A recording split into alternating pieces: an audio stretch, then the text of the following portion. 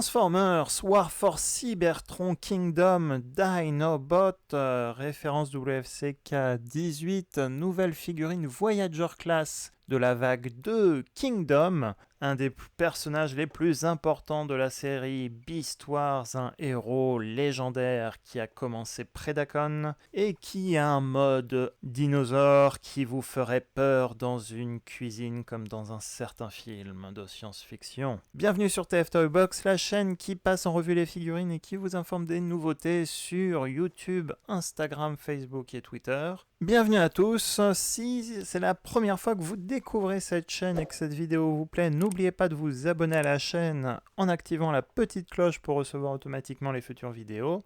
Et si cette vidéo vous plaît, n'oubliez pas de laisser un petit pouce positif, ça aide beaucoup pour la visibilité de la vidéo et de la chaîne. Et pour moi, ça fait toujours plaisir. Au sommaire de cette vidéo, nous allons passer en revue le mode robot, le mode dinosaure, la transformation, on fera des comparatifs, on fera également l'unboxing. Vous retrouverez le sommaire en description de cette vidéo, vous pourrez directement passer au chapitre qui vous intéresse. Et tout de suite, on passe au packaging.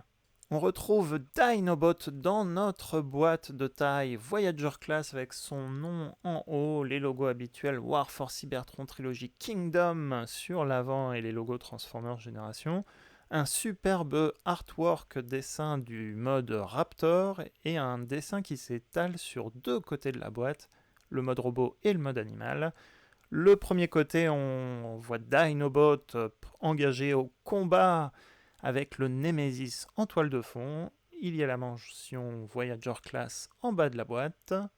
Au dos, on retrouve notre mode robot, notre mode Raptor avec 28 étapes de conversion, le logo Predacon en haut à gauche modifié et un dessin d'un Raptor sur le mur d'une cave, des cavernes, un petit peu comme à la préhistoire. Sur le dessus, le nouveau logo Predacon qui mélange un petit peu Decepticon et Predacon avec des symboles qu'on retrouve sur le Golden Disc et la référence WFC K18, Transformers War for Cybertron Trilogy. En ouvrant la boîte Voyager par le dessous, on retrouve notre œil avec l'arche au fond de l'œil qui se crache et cet œil représente le fond, le dessin qui était aussi sur les packaging Beast Wars des années 90. Bien sûr, le dernier côté, le poster War for Cybertron Kingdom. Dinobot figure bien d'ailleurs sur ce poster aux côtés de Scorponok et près du Golden Disc. Packaging mode robot avec ses accessoires sur le côté, on va retrouver une des 4 cartes collector de la vague 2, ici Optimus Prime. Et donc notre robot se présente très très bien en tout cas avec ses armes sur le côté. On retrouve les instructions avec un nouveau dessin, un nouvel artwork et je viens de réaliser qu'il y a le Golden Disc au fond, je ne l'avais jamais vu avant. Il y a également le logo Predacon en haut à droite. Alors que ce soit Optimus Prime ou Dinobot, il y a donc deux cartes différentes parce qu'il y a des destins différents par carte. Et on va se pencher sur les cartes Dinobot, celle à gauche et de la vague 1 à droite de la vague 2. Elles ont chacune un destin différent pour le personnage.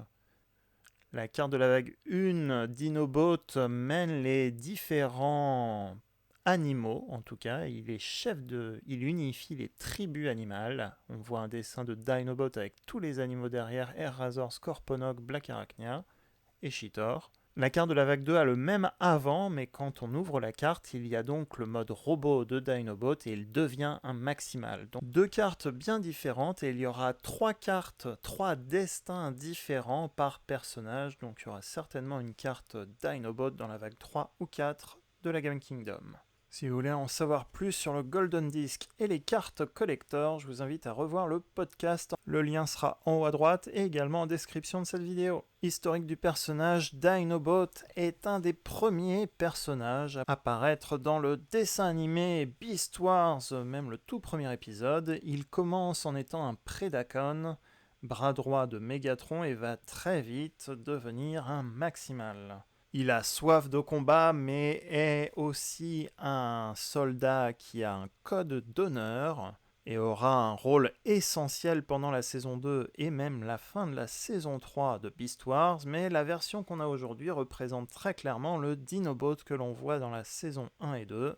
Dinobot refera des apparitions dans des histoires tierces de bande dessinée, notamment IDW. Il sera le chef des Scalewalkers, je traduirais ça comme le chef des reptiliens ou des dinosaures sur la planète Eucharis.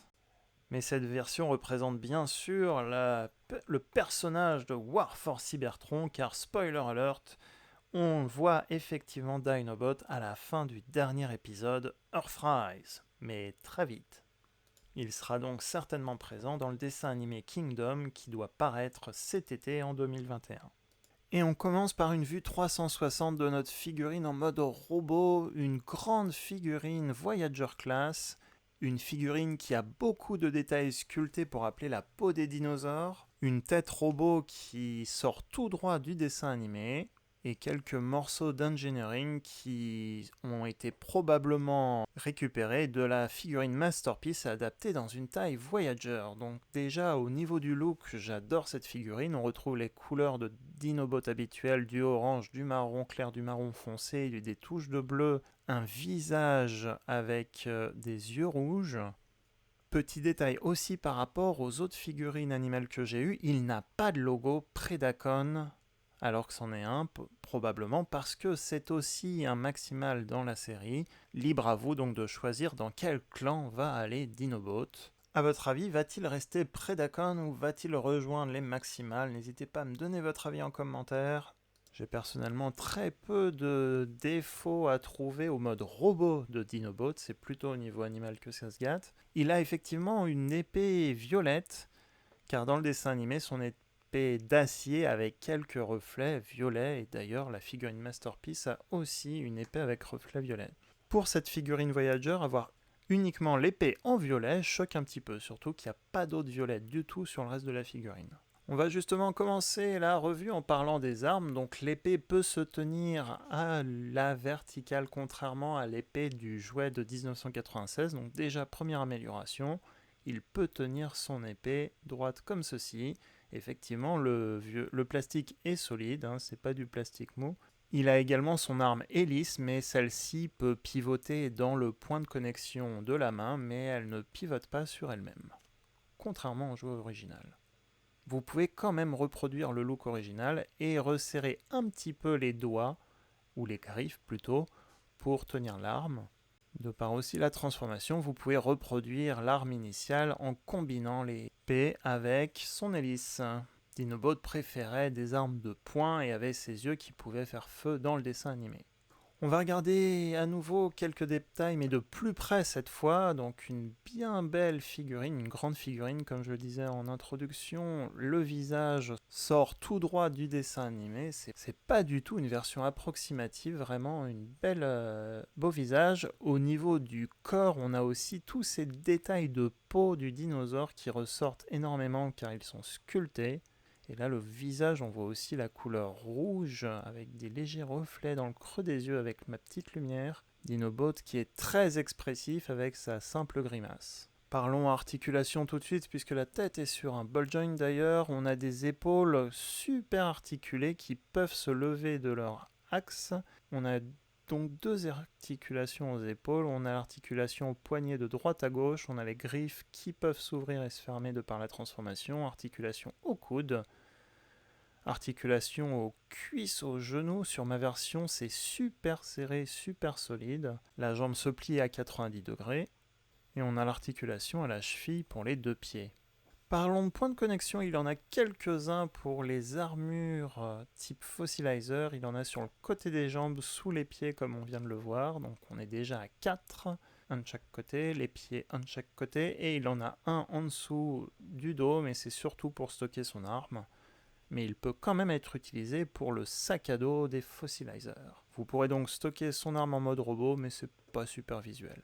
On a donc des yeux blancs rajoutés, sculptés dans le torse. Le torse est constitué à la fois de la tête du dinosaure comme dans le cartoon et aussi deux pièces rajoutées pour faire un torse plus consistant, plus large, avec des yeux, donc des faux yeux de dinosaure sculptés. On retrouve la tête au milieu et les deux parties ici à côté. Façon ingénieuse de stocker les bras du dinosaure en mode robot. sous les bras. On va rarement soulever notre figurine, les bras de notre figurine pour voir ça sur le côté. Cette figurine peut donc très bien poser et même tenir des objets, même si j'avoue que pour les disques, c'était pas évident. On va commencer les comparaisons maintenant avec deux Voyager class et même un Leader class. Optimus Prime, qui fait la taille d'un Voyager, de la gamme Earthrise et Kingdom, avec Megatron aussi dans sa couleur génération 2, la figurine Select. Dinobot est donc aussi imposant qu'un Voyager class classique. Comparaison avec les Kingdom de la vague 1, Optimus Primal en mode gorille, pour une fois, il est légèrement plus petit en mode gorille, et également Cyclonus en mode robot. Un duel entre Cyclonus et Dinobot serait plutôt pas mal. Dinobot, lui, est à la taille d'Optimus Primal, comme dans le dessin animé de l'époque. Comparaison avec les deux Beast Warriors de la vague 1, Cheetor et Black Arachnia. Il est donc bien plus gros et bien plus costaud que ces deux-là. Comparaison avec les deux autres figurines de luxe de la vague 1, Warpath, l'Autobot à gauche qui est un mini-bot et Paléotrex à droite. Comparaison avec les deux luxe de la vague 2, Air Razor à gauche et Huffer à droite. Comparaison avec les deux Studio Series 86, Jazz et Cup qui sont des figurines de luxe. Et enfin comparaison avec le Voyager Hot Rod qui est une grande de luxe en termes de taille. C'est parti pour la transformation, on replie l'arme donc comme ceci pour former la queue du dinosaure. On va aligner les pattes vers l'avant, on plie les coudes à l'arrière, on sort les pattes avant du dinosaure de la taille du robot, comme ceci, pour ensuite ouvrir, déployer les différentes les pattes, les griffes. On redresse les bras et on va ouvrir les parties du torse sur le côté, pour ensuite replier vers l'intérieur cette partie. Donc ça va constituer la cuisse du mode dinosaure. Les deux parties emboîtées comme ceci vont constituer la cuisse de la patte.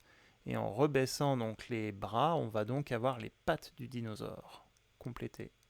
On va enlever la partie qui est dans le dos de Dinobot. Donc là on a une drôle de bébête quand on s'arrête ici la transformation. On va donc cacher la tête dans cette partie du dinosaure. Là, on commence à voir le dos du dinosaure, le dos du raptor. On lève la tête. Attention, sur ma figurine, c'est super solide. Je ne sais pas si c'est général, mais en tout cas, c'est solide. Donc, je lève la tête, puis la mâchoire. On pivote la taille. J'aurais peut-être dû le faire avant d'ailleurs, mais on va voir donc l'avant du dinosaure. Je vous le refais ici. On pivote. On referme les pieds, donc on rentre le talon dans le pied. Les jambes vont s'ouvrir, donc ces parties vont s'ouvrir en deux. Il faut bien mettre droit les parties orange pour pouvoir faire la transformation. 4 points de connexion pour fermer le tout. On a des trous dans les genoux et 2 petits picots orange ici. Et ici, on a 2 petits trous et 2 picots marron ici. Donc, les picots marrons s'emboîtent dans les genoux et les parties oranges s'emboîtent à l'intérieur du corps de Dinobot. Les deux pieds vont aussi s'emboîter derrière la partie orange centrale au niveau de la queue, comme ceci. Ça reste solidement attaché.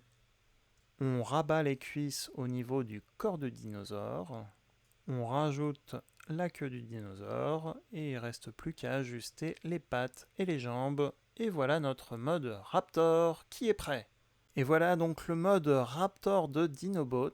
Et tout comme la majorité des figurines Kingdom qui sont issues de Beast Wars, il y a toujours un mode qui est presque parfait et un mode du coup qui a fait pas mal de compromis. Et pour Dinobot, c'est le Raptor qui a pas mal de compromis. On voit forcément le orange qui ressort de la partie de l'animal à l'avant. En soi, sinon, le Raptor est très très bien. On voit toujours le détail de peinture et de sculpture de la peau. Autre élément qui ressort au niveau animal, ce sont les yeux du torse qui sont derrière la cuisse. Heureusement qu'on ne regarde pas tout le temps l'arrière du dinosaure quand on expose nos figurines. Et dernier élément qui ressort, c'est la partie violette de l'épée. Pourquoi ils ne l'ont pas fait plus court pour le stocker à l'intérieur de l'arme, à l'intérieur de la queue marron, je ne sais pas. Petit détail aussi, donc les pattes avant sont articulées, donc ça fait un petit peu bizarre ces griffes 90 degrés, mais le détail de la peau en tout cas est superbe, la peinture est superbe, le détail de la gueule aussi est très bien réussi avec les dents qui ressortent et qui dépassent sur le côté, des beaux yeux aussi qui sont peints, mais c'est effectivement aussi à l'avant qu'on va voir un petit détail, il manque les dents de devant du Raptor. Donc voilà, il y a pas mal de compromis pour le mode animal, sinon l'intérieur de la gueule est bien peint, de 3/4 ça se voit pas trop honnêtement, qu'il manque les dents de devant. Il a une belle gueule quand même menaçante.